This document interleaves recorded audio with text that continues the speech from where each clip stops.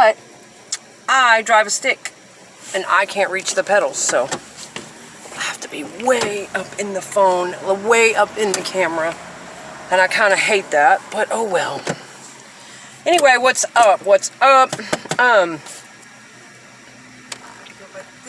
Welcome. Thank you for clicking on my videos. I appreciate you guys watching. I do have a topic for this video. Something that's kind of on my mind a lot. And how do I put it into words for you guys? It's that feeling of, oh my God, sorry. I just looked out on the interstate and it is so backed up. Like, oh my God, I don't know if there's a wreck or what the hell's going on. I have to find a way around that. Anyway,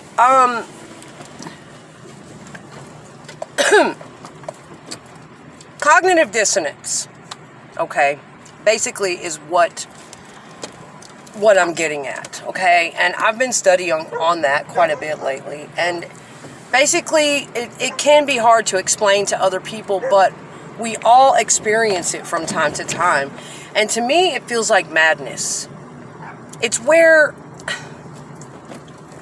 it's hard to put into words. It's where you are entertaining a couple of different things at once that are opposing. Two opposing ideas. And you understand both of those concepts, but yet both of them at the same time, they're opposing. So they are creating a friction within you. It's unsettled. It's like, for example, in toxic relationships, a lot of times we experience cognitive dissonance. We experience a very torn feeling because we understand that what is happening to us, generally we understand that it's wrong. Say, the person emotionally or verbally abuses, or say we're involved with a person who breaks the law all the time, or they go around hurting other people all the time. Okay, we don't agree with that and we don't like that character, but we love that human. Okay, a lot of people are stuck in situations in their life where they're going to experience that torn feeling, and that is basically cognitive dissonance. It's really hard to explain sometimes, but it's madness. It's madness depending on the situation. And those of us who grew up in dysfunction, abuse, and certain types of childhoods, we get really good at compartmentalizing, so that in order to survive the abuse growing up and the dysfunction, we loved that parent or that person abusing us because we were a child. That's all we had. That's all we knew. That's all we had to survive. Of course we loved them, but at the same time we may have hated them. That's right. Rage was inside of us. Hurt was inside of us. We hated them for what they were doing to us. We hated their character. We wished, that they weren't like that. That is that torn feeling I'm talking about, And so a lot of people in this world and then we learn to compartmentalize, and we learn to continue loving a person and put all of the bad things about their character into compartments. Not necessarily go into denial and, oh, that's not happening, but it's a way to cope with extreme situations, because going into denial, and compartmentalizing can turn into denial if you leave the bad stuffed away in compartments too long and don't pull them out and address them. But it is a way to cope with very extreme situations and survive in that extreme situation, or it's a way to keep loving and dealing with a human being even though they might have a bad character. And it's not always a good quality to be able to compartmentalize because, we have values, we have self-respect, and a lot of times we just don't want to be around people who have a bad character, who are doing things that we consider harmful to other people. We don't want to associate with that. So a lot of times we are torn. We have a very hard time. And if you're involved in a situation where you love someone and they have a lot of character defects that are to the toxic end that they just refuse to work on, but yet you still love that person, it can be difficult. It really can be difficult. So that's kind of what I'm getting at. And I know a lot of people are stuck in those situations. And just because, I don't like it when people in this world are like, oh, I can make you happy. You just need to get with me. You just need to hurry up and find someone and get happy. It's like, okay, those types of people, I think they have a good intention for others. They may have a good heart, but they're missing the point. If you just skip ahead all the time, you're going to miss the process. That's not really what we're here for, is just to skip everything in life, all the work, all the growth, all the hard learning, and the process along the way, everything we're going to learn on the way to our goal, on the way to getting everything straightened out. There's a lot of learning that goes along with the process. So there can be a fine line, you guys, depending on what situation you're in, what they're doing to you, what you're having to put up with. Never, ever stay in abuse. Never, never, never. Physical, psychological. Never, ever stay in a situation like that and just keep turning a blind eye to it, hoping they'll change, turning the other cheek. No. All of that's bogus, man. Reach out for help, But sometimes we're in situations where we absolutely love a person who may have an addiction, or they may have some terrible character defects. They may mistreat us when they're in their addiction. They may have certain types of issues that we consider emotionally abusive, or certain types of things, but we may truly love that person and really want them to get help. And we may even leave them. That's the best thing to do, of course, if you're being mistreated or abused, but just because a person has issues and we have to leave them or take some distance from them, we don't stop loving them the next day. Who does that? Who does that? For all these people that are like, oh, I thought you were over that. Are you, guys especially, they are so quick to do that when they know a girl is going to break up with somebody, or when they know a girl is having issues in her relationship. The first thing dudes want to do is, oh, you need to get with me. I can make you happy. It's like, what the fuck? I don't know about other women, but that's the last fucking thing I want. If I'm having trouble in my relationship and I'm having to take distance from my partner that I love, you can best bet your ass it's not because I want to. You can best bet your ass it's because that there are some issues that are just not getting resolved, and we need to take some space to see if they can get resolved. And it's never on my heart, oh, well, fuck him, I need to find another dude. Even if it's like, oh, he's just not going to change, this has been going on forever and ever. Well, then I accept where he is in that space right now, and I have a relationship with myself. When you truly love somebody, yes, if they commit horrible actions against you, like cheating and betraying you, and definitely if they're physically abusing you, if they do certain things to you, your love is going to start to die. That's right. Your attraction to them is going to start to die, as it rightly should. But still, even then, to just wake up the next day or the next week going, ooh, who's next? I need a new guy. I need a new relationship. That's really the last thing you need after suffering through a painful breakup or any type of abusive situation, or even just a really great relationship that just didn't work out. Who the fuck does that? Y'all stop that shit. Take time to process what just happened to you. I do. That'd be the last thing I would want, is for you to come hurry up and make me happy. Fuck that. I have some things I need to reflect on, and I would definitely not be ready to entertain a new relationship or dating situation. And I see a lot of people doing that shit, especially guys who don't like to deal with their emotions. Oh, well, And it'll be their fault the whole time. They're the one causing the damn girl to leave. You know, I've seen that time and time again. Hell, it happened to me. I didn't want to leave. But the behavior was so bad, the drinking was so much, that I didn't have any other choice. I just couldn't function.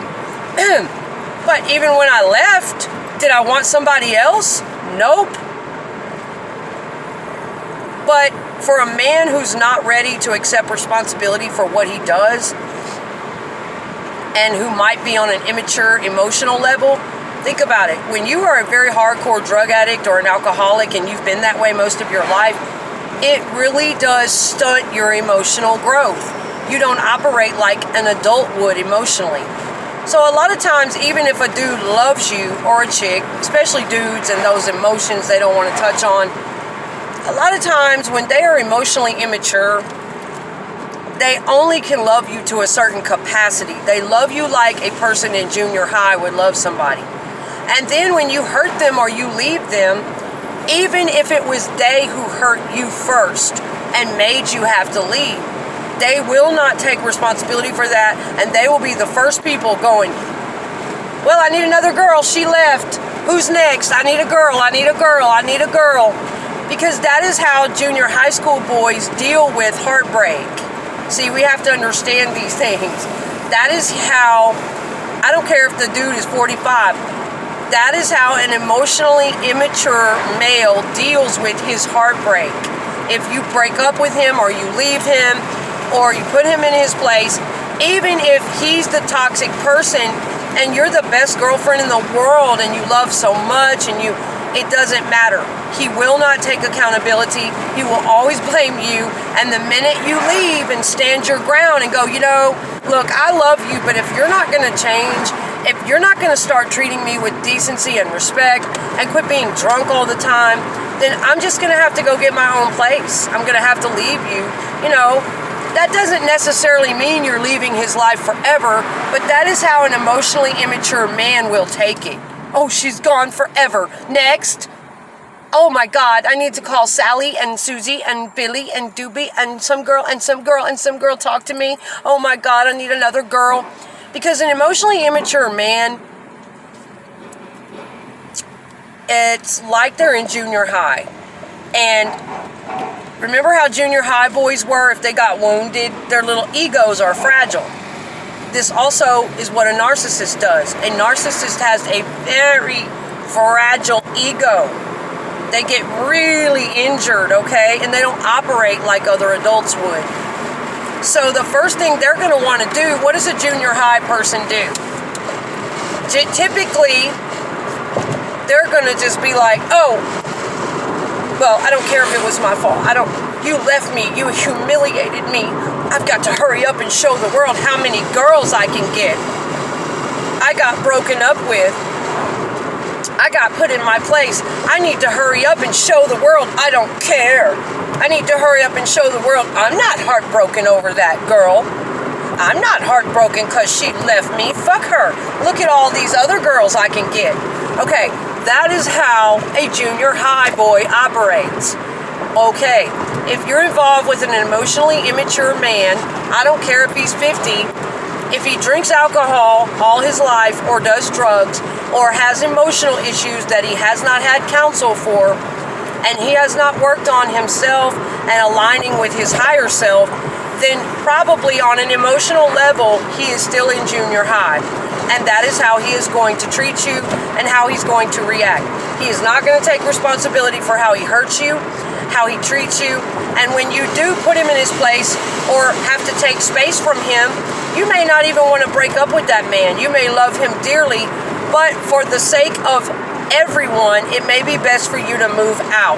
You can best bet the minute you do, a narcissist is an immature person. They have not developed like other adults. So the first minute you do anything that slights them, they want you to obey them at all times. They want you to be able to take the mistreatment with a smile on your face and sit there and take it and never ever put them in their place, never give them a consequence. So the first minute that you actually stand up and say, you know what, I'm not going to tolerate this treatment until you can go get help, I'm going to move out. I'm going to go take care of me. Even if you're loyal to them and you intend on staying in their life, the first thing they're going to do, because their fragile little baby ego is wounded now, I'm going to call girls. Oh my God, I have to show the world how tough I am. My ego is wounded. And they know it. They know it. Some of them can even tell you, yeah, I know. I operate on a childish level. I know that was wrong. That's what they do. That is what they do. So, with all of that being said, I've been through situations like that, man, and it leaves me with a very torn feeling. Because number one, I know that their actions are stemming from ego. Their actions are not coming from a place of love. They're coming from a place of fear. I know that a person that reacts like that is not emotionally grown. I know that they need time. They need to grow the fuck up. Now, whether they're going to do that or not in this lifetime, I don't know. Do I have time to sit around waiting on a person to grow the fuck up? Nope. But being in a situation like that can leave you in a horrible cognitive dissonance because you love that person, you understand where they are, you may have even been there in that same mentality that they're in now before. You want to understand them, you want to give them the time and space to mature because you know that deep down they probably got that way because of abuse and neglect in their past. But that's no fucking excuse. That is no excuse for them to be middle-aged, mistreating people, taking people for granted, and reacting like a schoolboy. That is no fucking excuse. And so, that's all I'm saying, though. I know somebody out there can relate to that really torn feeling of, oh my God, I know this is not right. This is in no way, shape, or form what mature adults should be reacting like. And since you do react like a child, that's betraying to me. Since you can't put in the work and go to therapy or work on yourself to grow the fuck up, and every time we have an issue, you don't take accountability for it. You would just rather run and boosh, my ego, and every time you're held accountable, my ego. I'll just go get a different girl and prove to everybody how tough I am. In a way, it makes you want to laugh. It does. It makes you just want to go, oh my God, you poor pitiful person, bless your heart. And you may love somebody like that is really that far behind in their emotional development. And that makes it really hard, you know? And so you look over a lot of things because you know that they're not quite on a certain level and you know why. But that also can keep your ass stuck. It can keep you stuck in a toxic situation too long. Accepting treatment and accepting responsibility for a human that's behind. That's not your job. It's not your sacrifice to make because you do deserve better. So you will be thinking all of these things at once, which will really create a torn cognitive dissonance. It can turn into madness in your mind. Like just knowing, okay, this is really not on the level. I should not have to live with this. I should not have to deal with this kind of thing. I should have to put up with this kind of thing. You know, I should just cut this out. But at the same time, if you really, really, truly love someone who does have a type of arrested development like that, due to either trauma in their past, due to alcoholism and drug abuse, that kind of thing lifelong can really cause trouble as far as a person's mental and emotional growth. Of course it can. But sometimes we love people like that anyway. And no, we don't want to just throw them away. Life is complicated, okay? So for all you people running around trying to jump in there and go, I can make you happy, I can fix it all, you just need to get with me. You just need to get out there and quickly find somebody. Look, that is so far beneath me that I'm way beyond that. I'm way too far gone for that. That's not what I need by any means. Because number one, I have a relationship with myself. And so even when my partner is having troubles, no, I'm not going to tolerate mistreatment. But sometimes we're involved with people that are on a learning curve. Right. And it depends on if you see progress in them or not. And we have to be very careful with narcissists because sometimes they will fake making progress. That's right. They're very good at manipulating and making you think that they're working on themselves, making you think that they have made a little progress. They're good at copying words and statements and knowledge and saying a few things to make you think that they get it and that they're working on it. And then you'll find out it's all bullshit. They're not working on it. They are still on the exact same level they were, doing the exact same things. But in a lot of cases, we see good with bad. Yes, here we go. We see good with bad. It's not cut and dry like the world would like to put on you. Oh, fuck that person. They're just, move on. You need to be happy right now. Hey, I get that. You wouldn't believe the times that comes out of my mouth. I get that concept. You absolutely damn freaking right.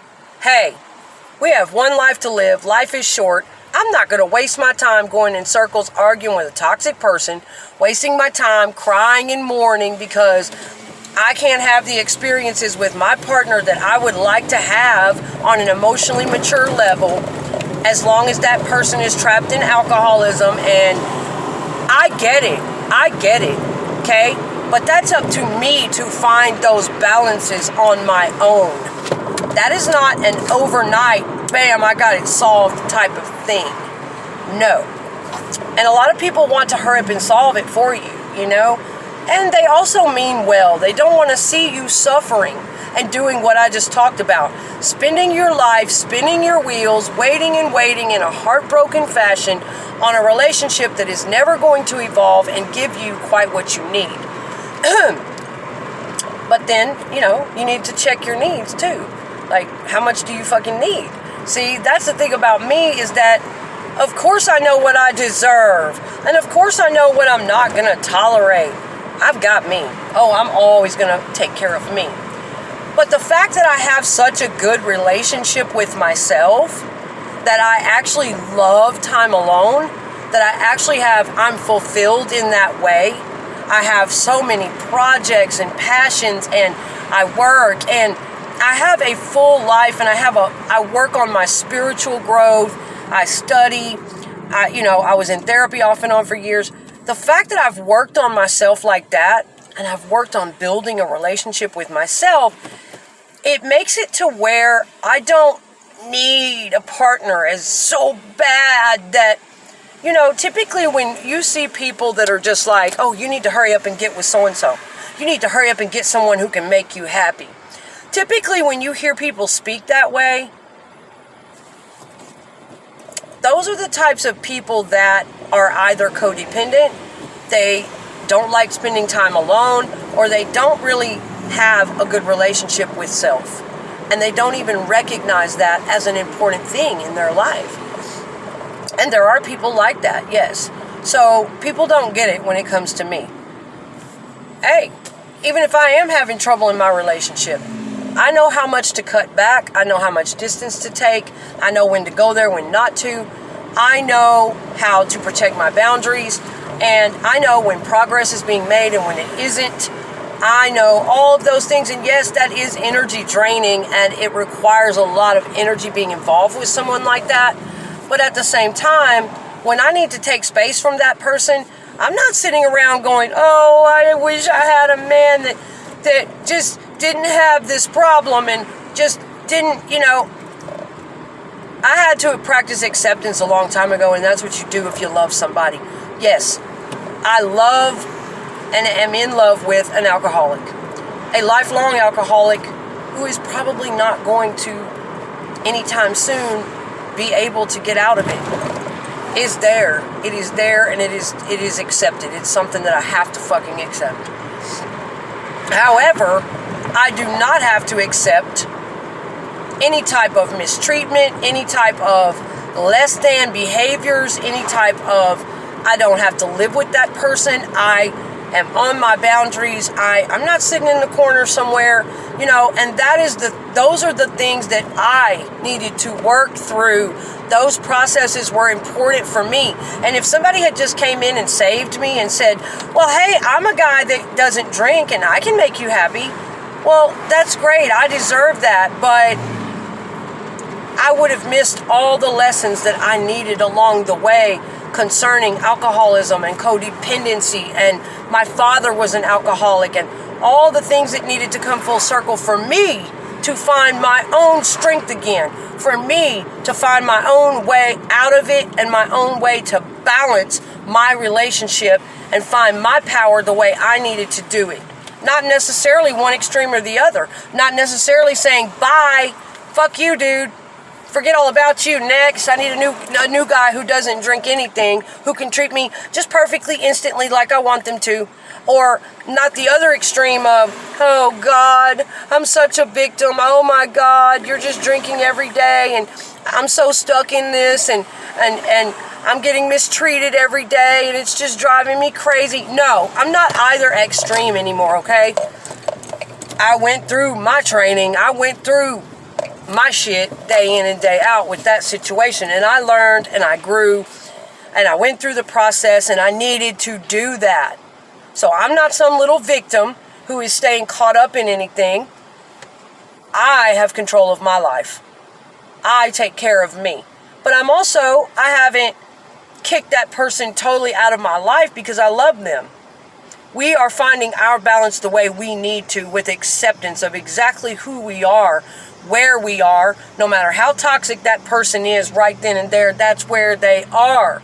And if you love them, you have to accept them where they are. Doesn't mean you have to put up with them. Doesn't mean you have to let them abuse you in any kind of way.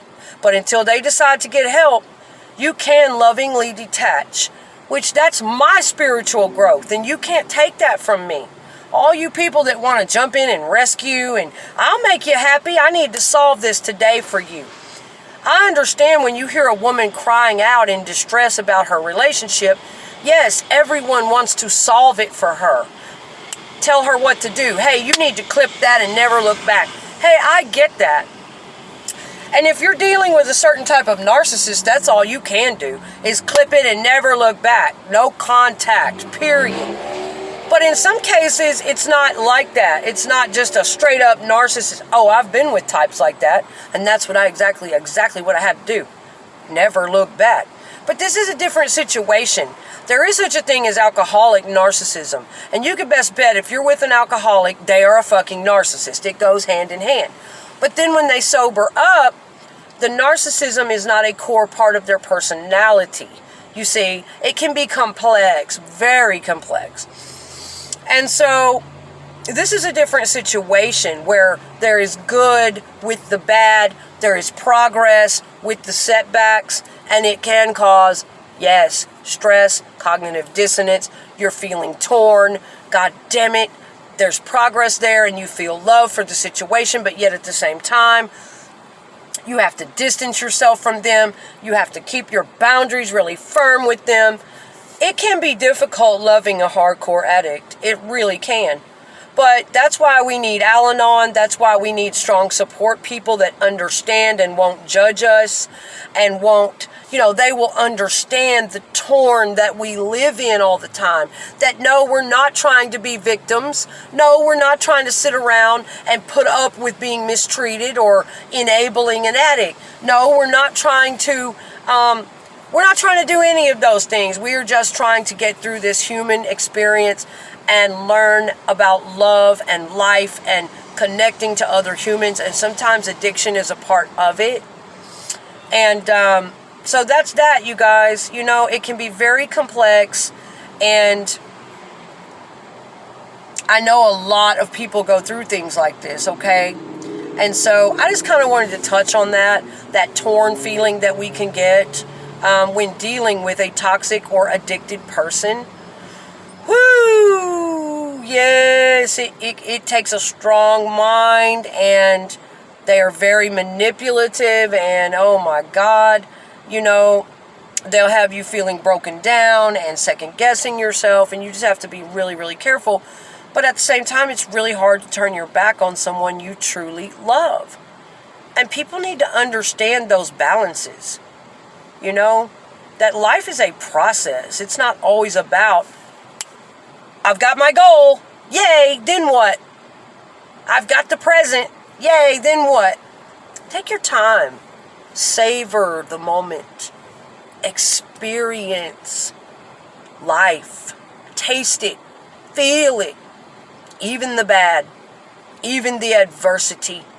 Soak it in. Experience it. This human experience, you know? Contemplate it. Take it and spin it and see what's the lesson in it.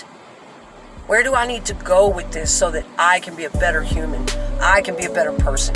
What do I need? What's the next right move? You know? And that's just kind of how I feel about it. I will, I'm going to stop this for now, but, where am I at? 31? Okay. I may come back in a part 2 and finish up a few more thoughts on this topic. Thank you guys so much for watching.